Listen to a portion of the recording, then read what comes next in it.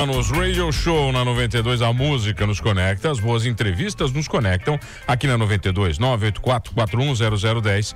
Manda o WhatsApp pro Maninho para participar do Manos Radio Show. Fernando Choque e Dino Cardoso, o que vocês se meteram aqui hoje? O papo é muito me interessa, né, mano? Vocês estão fazendo aqui hoje, o que você quer? Eu sou fã de CSI, essas coisas aí. Então, hoje, e eu tenho uma dúvida para tirar do... Uma coisa que aconteceu comigo no passado, eu queria que ele me ajudasse. Fernando Choque, quem você trouxe para um papo hoje aqui? Só vamos tomar cuidado, às vezes tem que ver se já prescreveu. Não, foi resolvidinho, foi resolvidinho, mas eu acho que eu não deveria ter feito o que eu fiz. Tá bom, vai. Eu vou deixar vocês aí.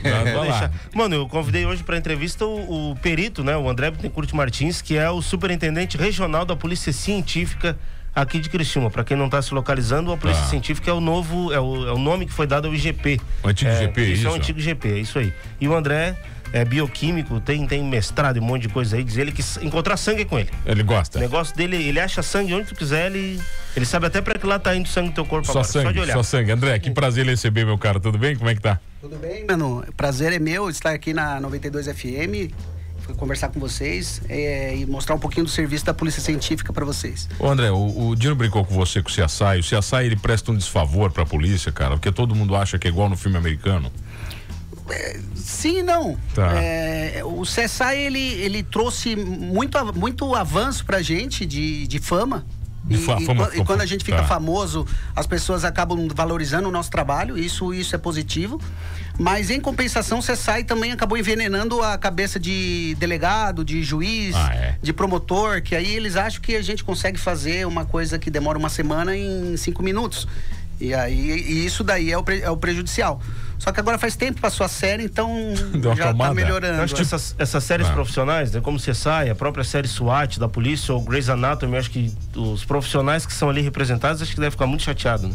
O pessoal do Grey's Anatomy mesmo é complicado, né? Eu acho que pelo aumento do reconhecimento a gente acaba gostando, a gente gosta. Só que a cobrança que vem com o reconhecimento, a gente não consegue entregar na mesma velocidade, do mesmo jeito que eles fazem. E não fica assistindo criticando a série? Não assiste criticando a série? Agora pronto, certeza, né, cara? Agora vai ser uma entrevista, vai ser isso aí, ó. Com certeza. Eu acho que acaba popularizando o trabalho de vocês, né? No sentido positivo. Tem uma que é o The Sinner, que não sei se você já assistiu, que é bem bacana também, que tem lá um detetive aposentado e tal, mas o cara tem meio sensitivo até. Mas olha aqui, o que é CSI perto do Batman, meu querido? O Batman deixa o CSI no chinelo. É que o Batman tem bilhões para investir nos testes, exatamente. Né? Essa é a diferença. Dinheiro, essa é a diferença. Ou, por exemplo, o equipamento de cromatografia gasosa. Bonito isso aí, né? O nome é bonito, né? Cromatografia gasosa com detecção de massa, 1.200.000. Um equipamento para DNA, ele chega a custar uns 3 milhões. Caraca, então, velho. só sendo o Batman, né? Tá vendo, mano? Você fala desse... Eu pegar um ano do meu salário inteirinho. Você fala dessa história, me lembro certa feita, eu acho que mais de 10 anos. Começou certa feita. Não, meu primo roubaram a casa dele, na Sara. Arrancaram o ar-condicionado e entraram e o cara se cortou, né? Quando chegou lá, a polícia chegou lá, a polícia foi entrando, meu primo assim, mas onde é que vocês vão? Vão entrar, não vão isolar a área? O cara assim, quê? Não vai isolar a área aqui, coletar o sangue pra fazer o DNA? Daí o policial olhou pra ele e falou assim, tu tá achando que é CSI isso aqui agora, pô? Só roubaram a tua casa, cara. Mas hoje dá pra fazer se fosse a casa do governador ou a casa de alguém importante, a história podia ser diferente. Aí a encardida era outra, é isso? Eu acho assim, se a gente padroniza o trabalho, né? Tem policiais e policiais, né? A gente é muito amigo da Polícia Civil. Mas o ideal era ter cercado, né? Claro. Tá vendo?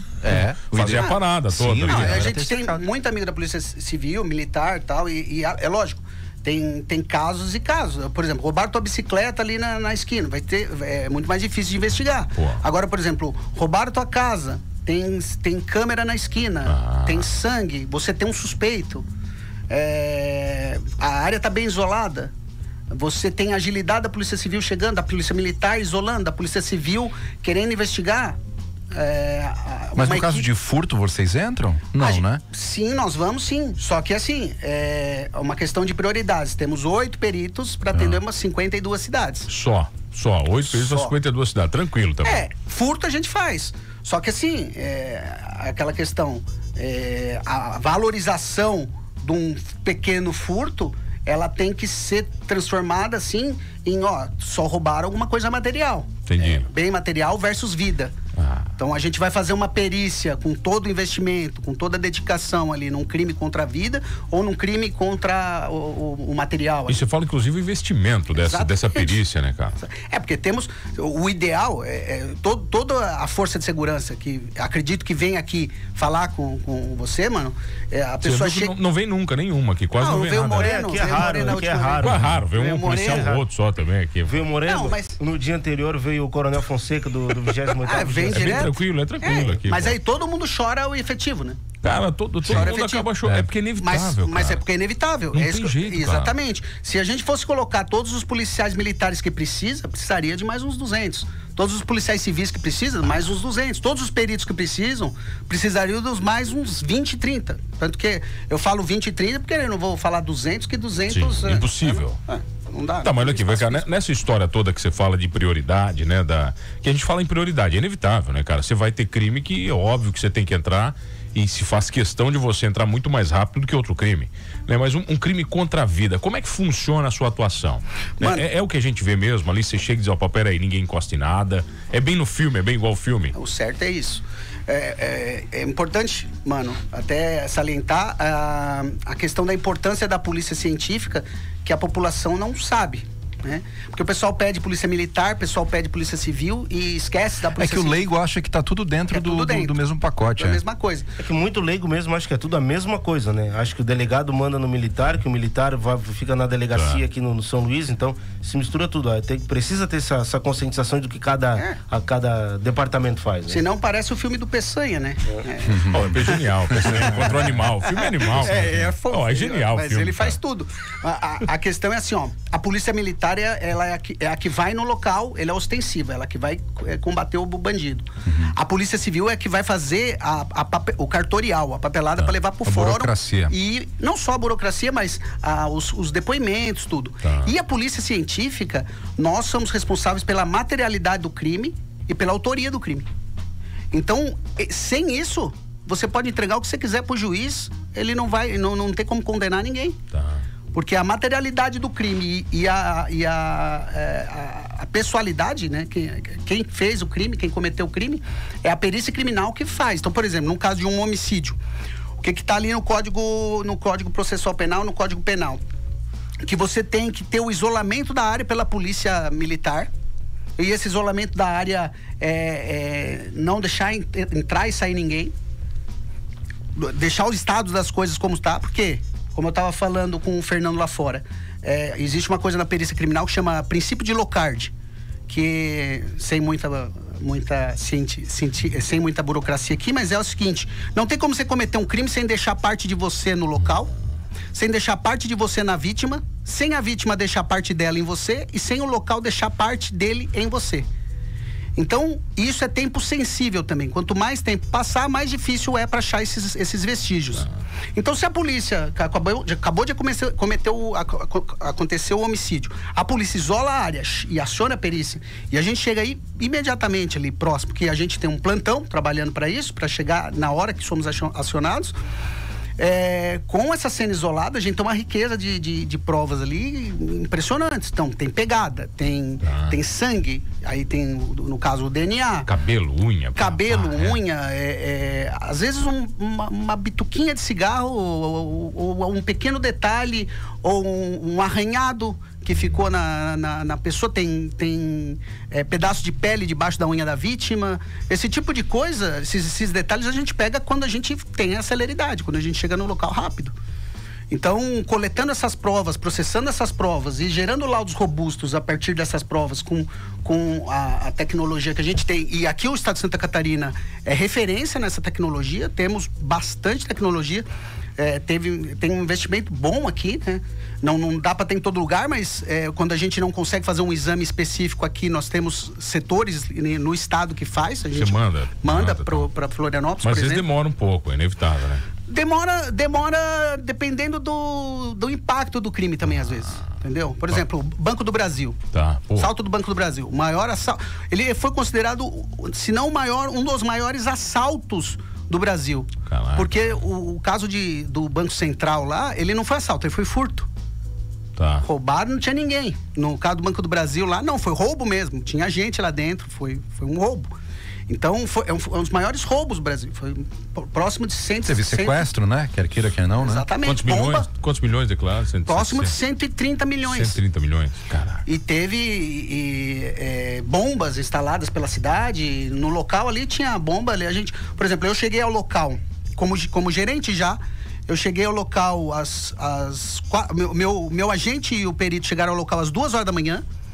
Me acionaram, eu cheguei às 4h da manhã porque a gente não podia entrar no banco, fazer nada sem o GAT desarmar a bomba. Tivemos que ficar esperando a bomba ser desarmada. Trabalhinho tranquilo também, de boa. Salubridade e periculosidade. Tem bastante esse negócio aí de trabalhar de noite. A gente vai falar disso na volta. Vai quem tá aqui hoje? Quem tá aqui hoje, Fernando Choque? O André Martins, que é o superintendente regional da Polícia Científica aqui na nossa galera. Aqui. Hoje é o dia que eu não devia fazer comercial, mas sou obrigado porque nós temos ainda tem a minha história. Horário político obrigatório. A gente já volta aqui no Manos, o que é CSI Show. Manos CSI Show. CSI, a gente já volta então, vai.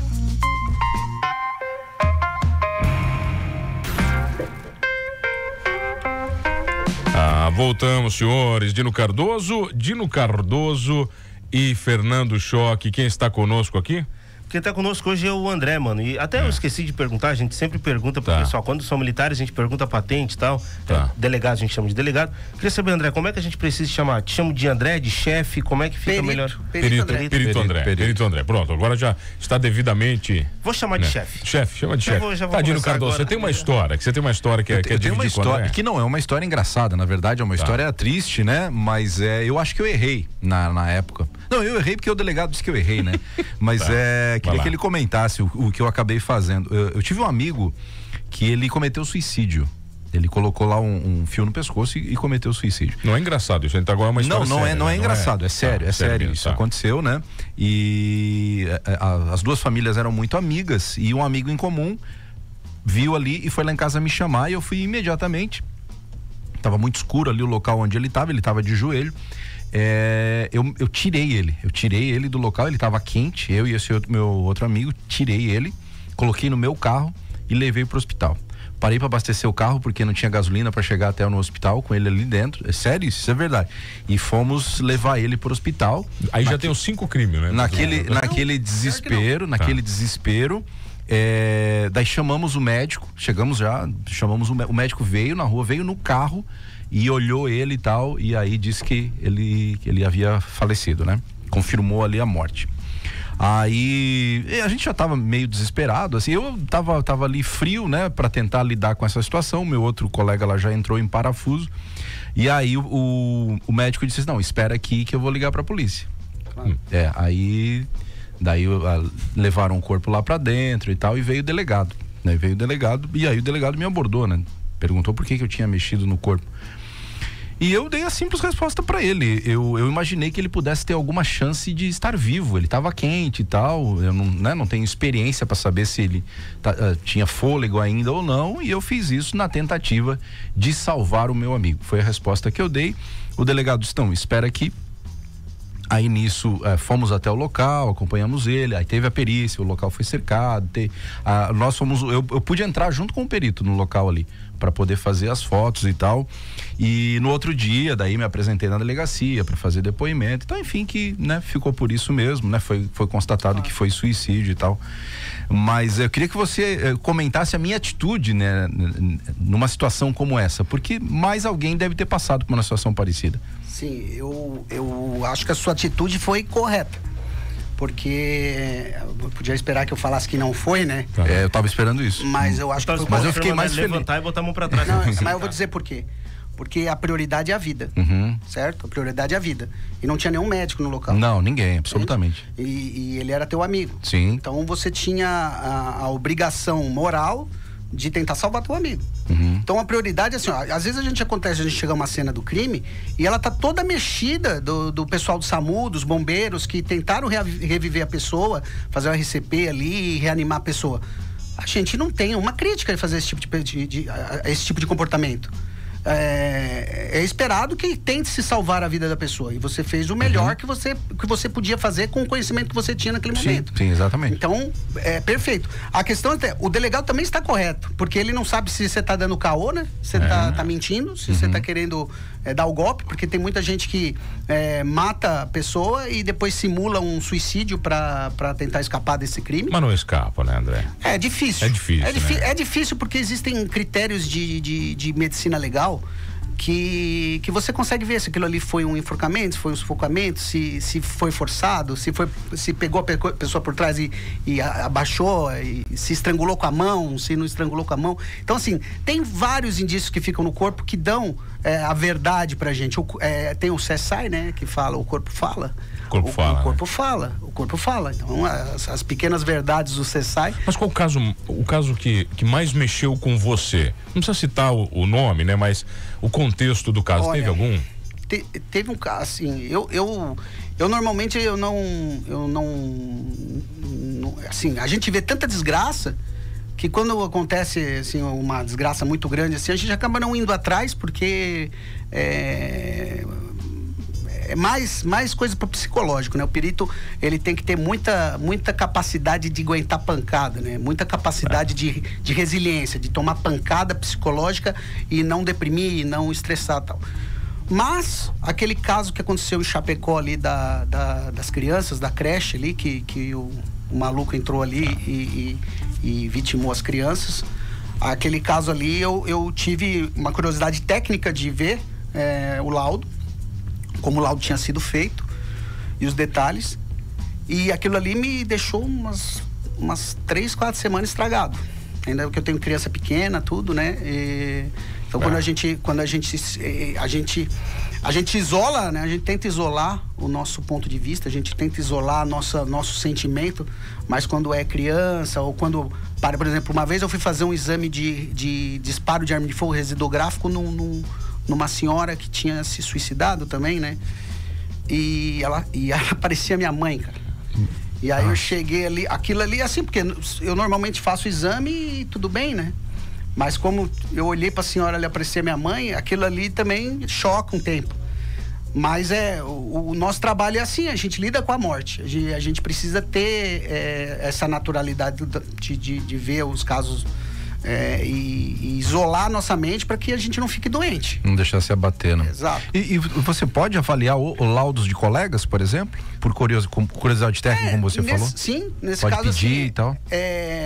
A gente trabalha muito em equipe. Tá. A gente trabalha muito em equipe. Então, por exemplo, caso do incêndio que teve na prefeitura. Aqui de Criciúma. Aqui de Criciúma. Veio a perita e falou assim, André, eu queria saber se esse material aqui é inflamável, quanto ele é inflamável. Tá. E aí eu aplicando testes ali para ver que o quanto era inflamável o material. Então, assim, aí você se aprende um pouquinho por exemplo, de uma perícia de engenharia, o cara aprende um pouquinho de perícia de droga, o outro aprende um pouquinho de perícia de documentoscopia, o outro aprende um pouquinho de perícia de medicina legal, e aí vai passando os anos e aí você vira perito. Tá. Aí você vira perito, porque quando você entra, você é concursado na perícia. Mas já se enganou muito, cara? Sabe assim, no começo, eu imagino no começo, principalmente, de achar que é alguma coisa. Cara, se você pede, às vezes porque assim, você é responsável pelo laudo o resto da vida, né, mano? Você é responsável pelo laudo o resto da vida. Então, por exemplo, às vezes a gente tem que pegar um juiz e falar, eu quero um laudo teu lá de 2013, 2012. Aí você vai pegar o laudo, você fala, putz, que horrível. Tá. Porque você, né, fala, olha, mas como que eu melhorei? Né? Como que eu tô evoluindo? E através do laudo você vai evoluindo. Porque cada ano você muda uma coisinha, vai melhorando uma coisinha, vai aprendendo uma coisinha. Tá. Quando você é obrigado a pegar laudos antigos, você acaba falando, nossa, o quanto mas todo mundo, né? Se a gente vê nossos programas primeiro, quer dizer, é bom você se envergonhar do passado, né? Significa que você quer evoluir. Quer evoluir, né? Ou que evoluiu mesmo, né? Ou que evoluiu. Tem só mais uma perguntinha. Já estourou, mas tô bem preocupado. Com o que é? Eu nunca tive esse negócio de achar que eu era ruim. Não, mas a gente se preocupa. Eu acho que eu tô dando a gente se preocupa com aqui desde sempre. A gente, só tocando no CSI ali, por exemplo, às vezes um corpo em putrefação, tem lá o bicho lá, o verme, né? Que fica lá e tal, e eles conseguem tirar alguma conclusão analisando aquele bicho. Isso procede? Isso procede.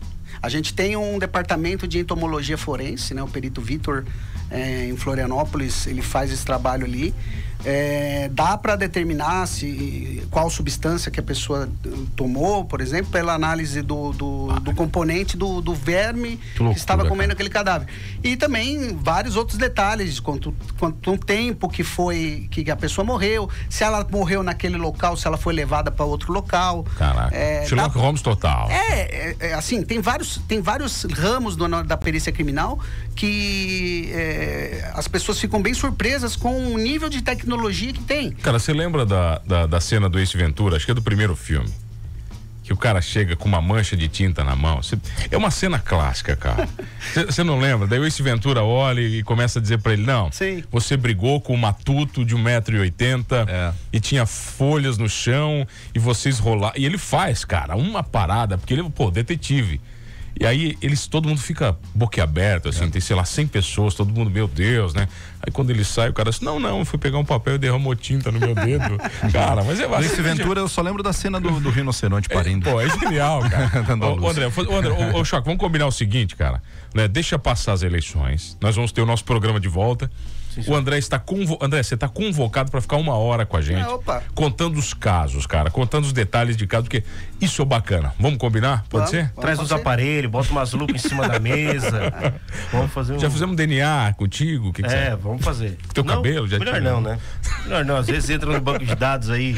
Com certeza entra. Dá uma mexida aí quando vê, que esse rapaz aqui, onde é que ele tava? Cruza com outra informação que a gente não quer. Normalmente quem não quer dar o DNA é que tem conta no cartório. Pesado. Tem alguma coisinha, né? André, obrigado, cara. Tô precisando mexer com isso também agora. Obrigado pela presença, pelo carinho aí. Desejamos sucesso sempre no trabalho. A gente sabe que não é um trabalho nem um pouco fácil, né?